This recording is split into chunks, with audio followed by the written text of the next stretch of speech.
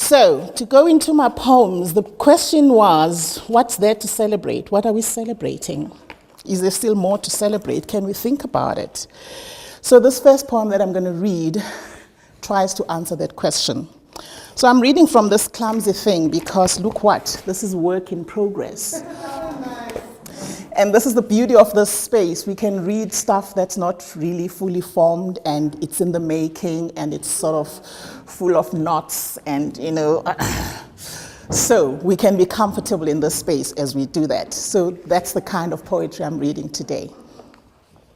So in answer to celebrating, this first poem is called Our Wounds, Our Lips. They wanted us to tell and listen before our wounds healed, as if they didn't know that the thunder of pain is deafening. They didn't even notice that our lips were sealed. We need to move on, they said, and got the laws repealed. They tried to make us believe that the truth was beckoning. We'd prefer waiting, we said, until our wounds have healed. One after the other, others' stories were revealed. In time, the processes and the performances started settling. By then, no one really cared that our lips were sealed. Naughty stories were unpicked, their multiple layers unpeeled. Some truths were deadening, and others left audiences trembling. We watched, firm in our resolve to speak after our wounds had healed. Audiences saw through some perpetrators telling and squealed. The performance had to go on. The world was watching and questioning. By then, no one really cared that our lips remained sealed. Years later, our wounds healed. The truth is our shield. We open up to be heard. For us, this act is strengthening. After all, today many seem to agree that before our wounds healed, we could not talk and listen. So here we are, today, our lips no longer sealed. This next one is called Bones on Borders. In that flashing moment of doubt, a thought visited my mind. What if he's not a comrade, leads me to my death on this deserted side of the border? What if I end up as bones on this border of Swaziland? Decades later, in crawling moments of reminiscence, I wonder just how many determined freedom fighters were led to their deaths on many borders, ending up as mere bones on borders. Some of you were not born in 1984. Some of us were born. And this poem speaks to an event that was the Nkomati Accord, which was signed on the 16th of March, 1984. They say my President Machel arrived in a Rolls Royce at the rendezvous of the signing of the Nkomati Accord. Because of that accord, my father was relocated like furniture to Zambia.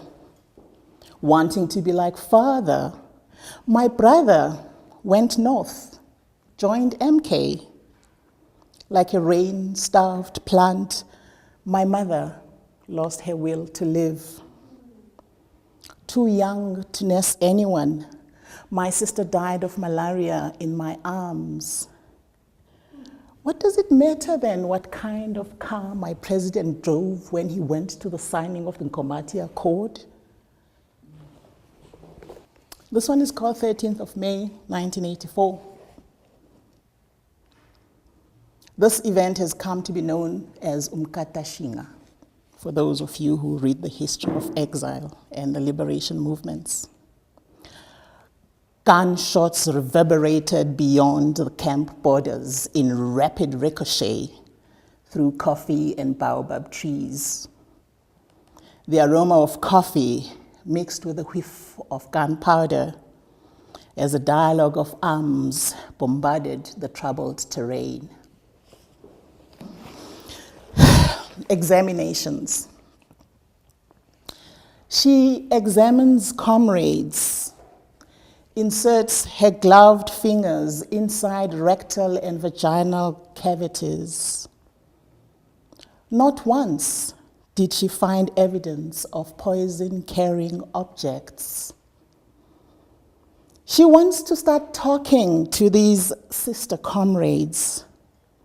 She can no longer ignore the voices in her head shouting, "Stop these examinations!"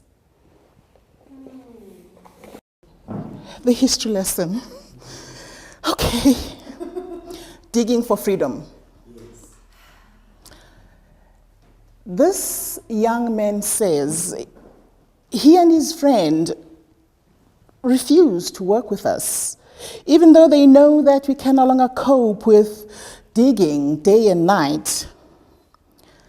He and his friends say, we must take a stand, refuse to dig graves for people dying all the time. That way, we too would be making a statement about this unnecessary war of girls and women raped, of children dying in the crossfire while playing, of families fleeing homes, of brother against brother. This young man says, no freedom can come from so much bloodshed and mayhem. This young man doesn't know that we are women disguised as men.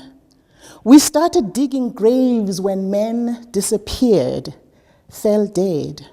He doesn't know that when we send him away to sleep at sunset, we start another mission of hiding women and children in these graves so that they can at least get some sleep, suckle their infants in peace. This young man doesn't know that to an army of women grave diggers, freedom is taking an energizing nap on the other side of the hill. Who will wash my feet? Who will wash my feet? My tears dried before 1990. My thirst is unknown. My hunger is not for food. My wounds are inside. My womb weeps silences. My nipples watch the soil to safeguard those who passed through me. My memories run in my veins. My cracked and dry feet have never touched a shoe or the floor of an office. But I also like the idea of someone washing my feet.